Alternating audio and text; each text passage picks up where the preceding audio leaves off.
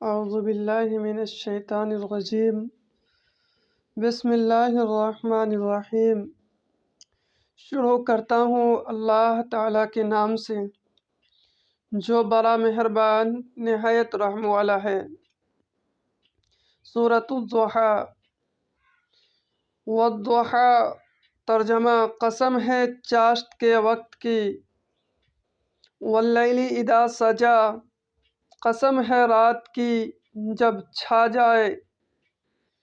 ما ودعک ربک وما قلی نہ تو تیرے رب نے تجھے چھوڑا ہے اور نہ وہ بیزار ہو گیا ہے۔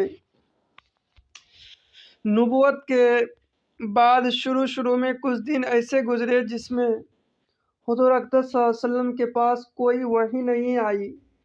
اس پر ابو لہب کی بیوی نے طعنہ دیا کہ تمہارے پروردگار نے ناراض ہو کر تمہیں چھوڑ دیا ہے۔ اس پر یہ صورت نازل ہوئی تھی۔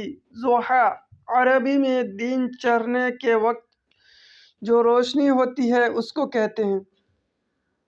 اللہ تعالیٰ نے پہلی آیت میں اس کی قسم کھائی ہے، اس لیے اس سورت کا نام سورۃ الضحیٰ ہے، اور چڑھتے دن اور اندھیری رات کی قسم کھانے سے غالباً اس طرف اشارہ ہے کہ رات کو جب اندھیرا ہو جاتا ہے تو اس کا مطلب یہ نہیں ہوتا کہ اب دن کی روشنی نہیں آئے گی۔ اسی طرح اگر کسی مصلحت کی وجہ سے وہی کچھ دن نہیں آئی تو اس سے یہ نتیجہ نکالنا کسی طرح درست نہیں کہ معاذ اللہ اللہ تعالیٰ صلی اللہ علیہ وسلم سے ناراض ہو گیا ہے۔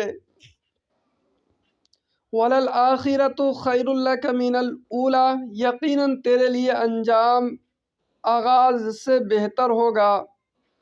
آگے آنے والے حالات سے مراد آخرت کی نعمتیں بھی ہو سکتی ہے اور پہلے حالات سے دنیا، اور یہ مطلب بھی ہو سکتا ہے کہ حضرت صلی اللہ علیہ وسلم کی مبارک زندگی میں ہر آن آپ کے درجات میں ترقی ہوتی رہے گی اور دشمنوں کی طرف سے آپ کو جو تکلیفیں پہنچ رہی ہیں آخر کار وہ دور ہو کر آپ ہی کا بول بالا ہوگا۔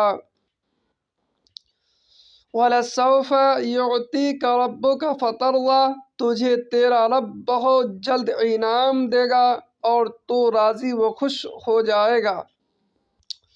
أَلَمْ يَجِدْكَ يَتِيمًا فَآوَىٰ کیا اس نے تجھے یتیم پا کر جگہ نہیں دی؟ حضور اقدس صلی اللہ علیہ وسلم کے والد آپ کی پیدائش سے پہلے ہی وفات پا گئے تھے اور والدہ کا بھی بہت کم عمری میں انتقال ہو گیا تھا۔ اللہ تعالیٰ نے آپ کے دادا عبد المطلب اور آپ کے چاچا ابو طالب کے دل میں آپ کی ایسی محبت ڈال دی کہ انہوں نے آپ کو اپنی اولاد سے بھی زیادہ عزیز رکھ کر پالا تھا۔ وَوَجَدَكَ ضَالًّا فَهَدَىٰ اور تجھے راہ بھولا پا کر ہدایت نہیں دی، یعنی آپ وحی نازل ہونے سے پہلے شریعت کے احکام سے ناواقف تھے۔ اللہ تعالیٰ نے وحی کے ذریعے آپ کو شریعت عطا فرمائی۔